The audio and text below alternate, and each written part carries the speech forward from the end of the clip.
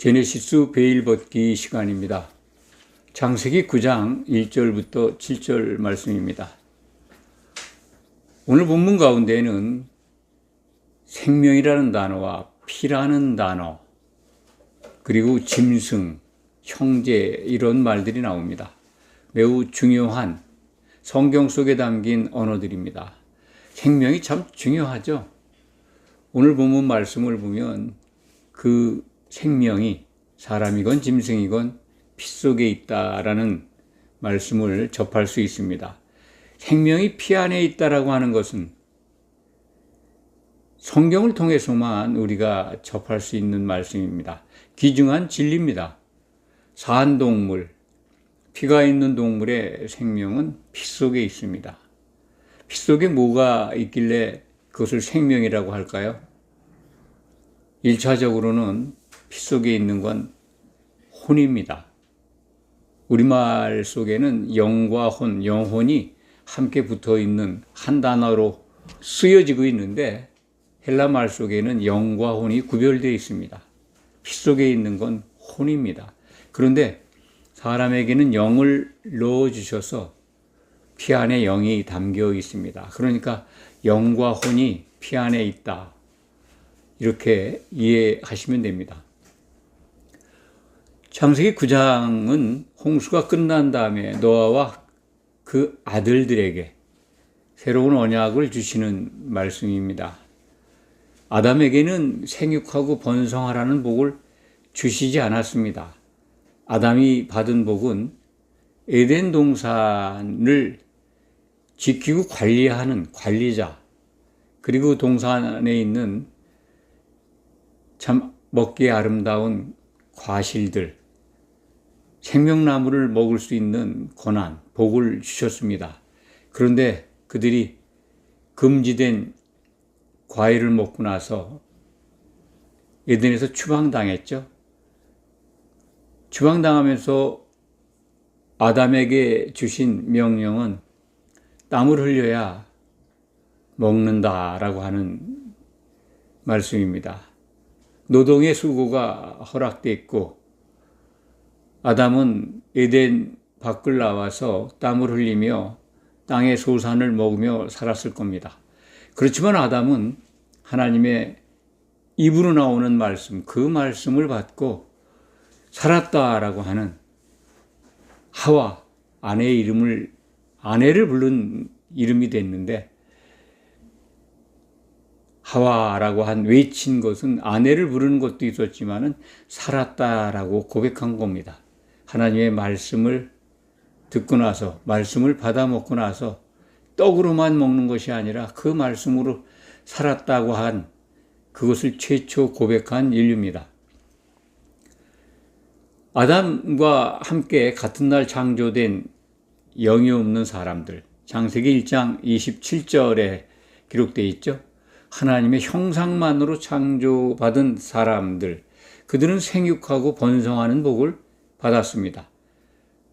땅에 충만하게 번성하는 복을 받았습니다. 아담에게는 주시지 않았습니다. 그런데 오늘 본문에 보면 노아에게 그 생육하고 번성하고 땅에 충만하라는 복을 허락하십니다. 9장 1절이죠. 하나님이 노아와 그 아들들에게 복을 주시며 그들에게 이르시되 생육하고 번성하여 땅에 충만하라. 이 말씀이 또 1절부터 7절 말씀 가운데 7절이죠. 너희는 생육하고 번성하며 땅에 가득하여 그 중에서 번성하라 하셨더라. 강조하십니다. 9장 1절에서도 생육하고 번성하여 땅에 충만하라 라고 명령하셨는데 7절에 또 강조하십니다. 그만큼 아담 후손에게 주고자 했던 복이었던 것을 우리가 오늘 본문을 통해서 확인할 수가 있습니다. 9장 4절 5절이 가장 중요한 말씀입니다. 4절에 보면 그 앞전에서 노아 가족에게, 곧 노아 후손 모두에게 허락하신 복이죠. 사한 동물을 먹을 거리로 주십니다. 전에는 그런 것이 허락되지 않았습니다. 피를 가진 동물을 먹으라. 채소와 과일을 먹도록 허락하셨지만 이 동물, 특히 피를 가진 짐승, 산동물은 인간에게 허락하지 않았습니다. 그런데 홍수 후에 노아 가족들에게 허락이 됩니다. 4절 말씀을 보면 그런데 산동물의 고기를 먹되 그 생명되는 피째 먹지 마라. 생명이 피에 있다는 것을 최초로 우리에게 알려주시는 말씀입니다. 피째 먹지 마라. 그래서 구약 율법 시대에는 전혀 피를 먹지 못했죠.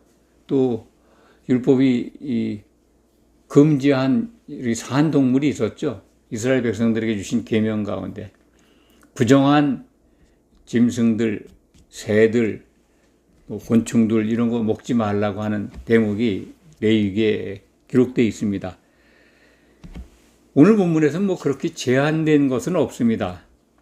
그런데 5절 말씀을 우리가 주목해야 합니다. 가장 중요한 대목입니다. 이 말씀이 우리에게 예수님이 이 땅에 오셔서 주신 복음, 그거에 그림자로 나타나 있는 원시복음이라고 할 수 있는 창세기 3장 16절과 복음과는 같은 맥락이죠. 그 복음이 선포되는 겁니다. 5절을 한번 제가 읽어드리겠습니다.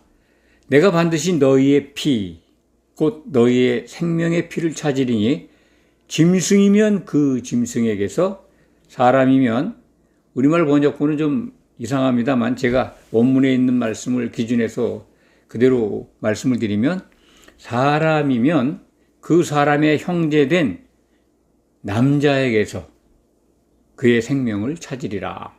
여기서 남자, 우리말 번역은 참 이상하죠? 사람이면 그 사람의 형제된 한 남자에게서 그의 생명을 찾는다라고 하신 말씀입니다. 우리는 신약 성경을 받고 있기 때문에 이 한 남자가 누구인지 알 수가 있습니다. 알고 있습니다. 그것이 바로 이때로부터는 한참 후에 오실 메시아 예수 그리스도죠. 그분이 십자가에서 피를 흘려서 자기 피를 대속 제물로 주시고, 그리고 피 속에 있는 사람들의 생명을 구원하실 구원자라는 것을 알 수가 있습니다. 그러니까 그 사람의 형제된 한 남자에게서 너희의 생명, 너희 피 속에 있는 생명을 찾겠다. 이 말씀은 사람이라면 누구나 다 이 한 남자의 형제가 되어야 합니다. 그렇죠? 우리를 위해서 십자가에서 피를 흘리신 예수님의 형제가 되어야 우리의 생명이 하나님께 속한 자가 된다는 겁니다. 하나님이 찾으시게 되는 겁니다. 생명의 회수 원칙입니다. 사람은 반드시 예수 그리스도의 형제가 되어야 하나님께 속한 자가 된다는 말씀을 기억하시기 바랍니다. 창세기 3장 15절 16절에는 원시복음이라고 그러죠. 남편과 아내의 등장을 통해서 복음을 선포하십니다. 여자의 후손이 뱀의 머리를 상하게 하신다는 말씀 다음에, 그러니까 누군가가 여자의 후손이 나타나서 뱀에게 원수를 갚게 된다. 곧 하나님의 구원의 역사가 시작이 된다라는 것을 일러주시면서 16절에는 여자 곧 교회를 상징한다 그랬죠. 여자는 남편을 사모하고 남편은 여자를 메시아 통치로 다스릴 것이다 라고 하는 복음을 선포하십니다. 창세기 3장 16절에서는 남자와 여자, 남편과 아내 관계로 복음을 설명하셨고, 창세기 9장 5절에서는 형제 관계로 복음을 이렇게 설명하고 계십니다. 그림자로 장차 나타날 그리스도의 대속의 은혜로 이루어질 복음의 내용을 그림자로 설명하신 거지만 창세기 3장 16절과 창세기 9장 5절의 말씀은 좀 다르죠. 5절의 말씀은 형제된 관계로서 복음을 설명하고 있습니다. 예수님이 맏아들 되신 걸 우리는 신약 성경을 통해서 알 수 있죠. 알고 있습니다. 맏아들 된 예수님 안에서 형제가 된다면 하나님의 아들들이 되는 겁니다. 그러니까 이 형제라는 단어가 창세기 9장 5절에 처음 등장하는데 매우 중요하죠.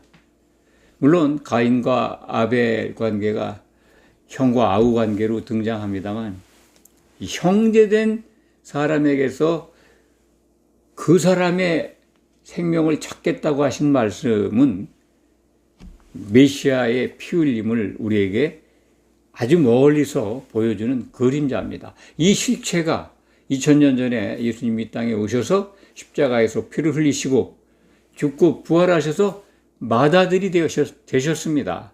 그 맏아들을 향해서 나온 우리가 그분의 형제가 된다면 하나님의 아들들이 되는 것이고, 그리고 하나님께 우리의 생명이 속하게 되므로 하나님께서 회수하시게 되므로 우리는 산자가 되는 겁니다. 하나님의 아들들이 될 수가 있는 거죠.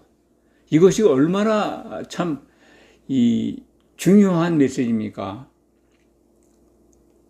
그 먼 옛날에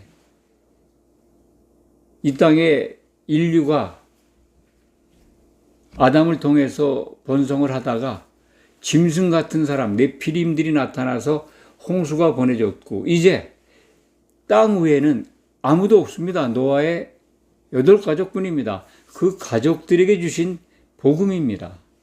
그 당시에 이미 한 남자가 피를 흘리고, 그래서 그의 형제가 되어야 모든 사람이 구원을 받는다라고 하는 그 복음이 노아 가족에게 선포되고 있는 겁니다. 이것을 우리가 주목해서 본다면 하나님께서 세우신 모든 계획이 얼마나 정확하고 치밀하고 그것이 반드시 이루어질 것이라는 것을 알게 됩니다. 짐승이 등장하는데요. 이 야생동물만 이렇게 지칭하는 걸까요? 오늘 본문에 짐승이면 그 짐승에게서 참 그 산과 들에 돌아다니는 야생동물이나 사람이 기르는 소나 또 양이나 염소나 이런 것들만 지칭하는 게 아닙니다. 하나님이 왜 사람의 생명을 짐승과 비교했을까요? 이것은 짐승 같은 사람이 존재할 것이라는 겁니다. 그리고 이미 영이 없는 창조된 사람들, 그들은 영이 없기 때문에 사실은 본능만 가지고 있는, 모습은 영장류죠. 사람이죠. 인지 능력도 그 정도 됐을 겁니다만 영이 없기 때문에 짐승과 같이 혼만 있는 겁니다. 그들과 아담의 후손이 결합을 해서 나온 네피림, 영이 떨어져 나갔죠. 짐승 같은 사람입니다. 짐승이 된 사람이 있고 짐승같이 되어버린 사람이 있고 또 짐승 될 자가 있었습니다. 그런데 홍수로 쓸어버렸죠. 우리는 신약성경 마지막 책 요한계시록 13장을 통해서 마지막 때의 마지막에 세상과 교회에 나타나는 짐승을 우리는 성경을 통해서 목도하게 됩니다. 생생하죠. 계시록에 기록되어 있는 사도 요한에게 주신 마지막 계시의 내용에는 세상뿐만 아니라 교회에 짐승 같은 존재, 짐승 같은 사람이 등장해서 교회 성도들을 다 죽입니다. 자기에게 경배 안 하면, 표를 안 받으면 다 죽입니다. 먹고 살 수가 없어요. 매매를 못하게 하니까. 그러한 짐승 같은 사람, 곧 짐승된 자, 짐승이 될 자들이 마지막 때에 나타난다는 겁니다. 네피림이 나타났었습니다.